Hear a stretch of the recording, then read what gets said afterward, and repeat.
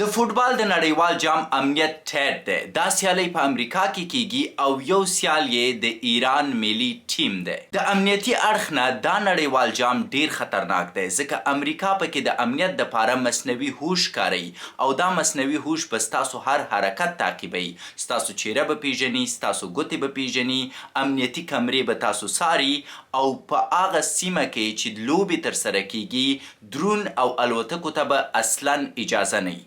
که چیرته کوم انسان د لوبو ځای ته ډرون الوځوي نو هغه انسان به $1,00,000 جریمه کیږي او ډرون یې له منځه ځي.